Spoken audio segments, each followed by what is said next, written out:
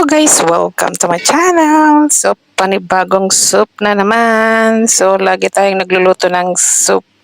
So, ang soup natin ngayon guys is chayote and hoisin soup. So, yan guys. At itong ating mga ingredients.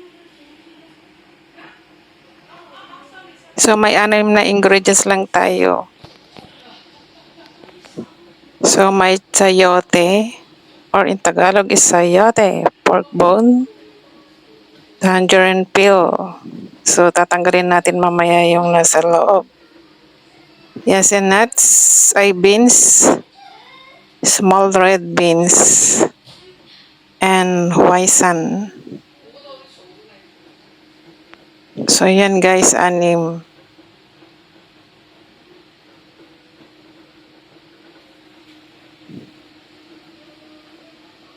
So, puro hugas-hugas lang tayo guys.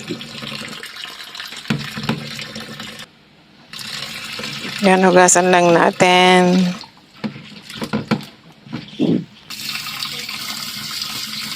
Pati yung small red beans, hugasan din natin.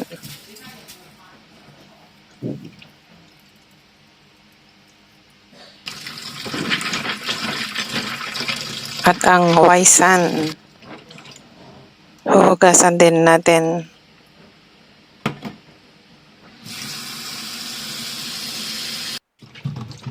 At ang chayote, hugasan lang natin guys kasi hindi na natin tatanggalin yung balat. Para pag may i-boil natin hindi masyadong durog. So tinanggal ko na yung seeds.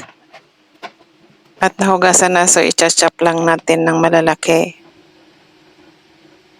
So yan, na-prepare na lahat ng mga ingredients. So ipa-blend na natin yung pork bone.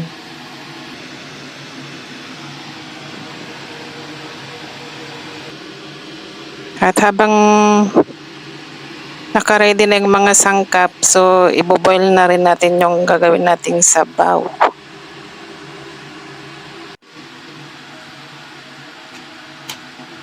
So yan, iba-blends lang natin saglit, then saka natin huhugasan para matanggal yung mga blood. Kasi yung blood dyan ang nagpapalansa. So kailangan nating tanggalin at para malinaw ang sabaw.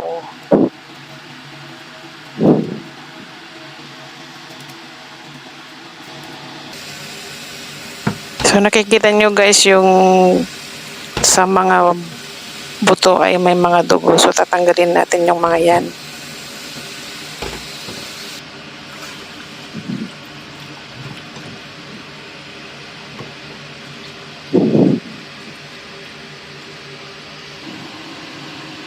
So yan, nahugasan na. So naka-ready na lahat ng mga sangkap. So ilalagay na natin yung pork bone. Pagsama-samahin din natin ulit lahat. Chayote.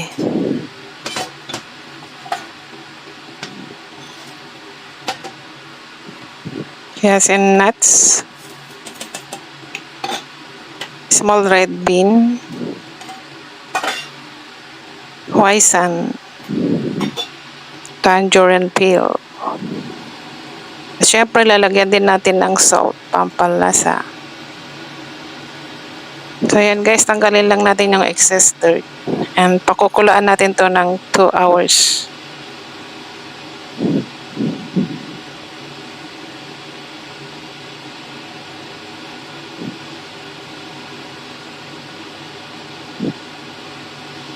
So, yan guys, ang soup nga pala na ito guys ay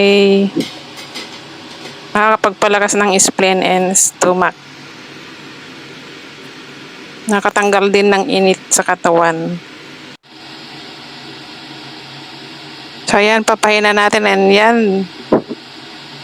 Tapos nang na-boil guys, 2 hours. So ganyan ang kalalabasan.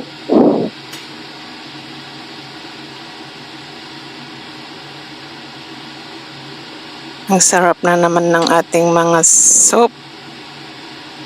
So lagi tayong nagluluto ng soup every week.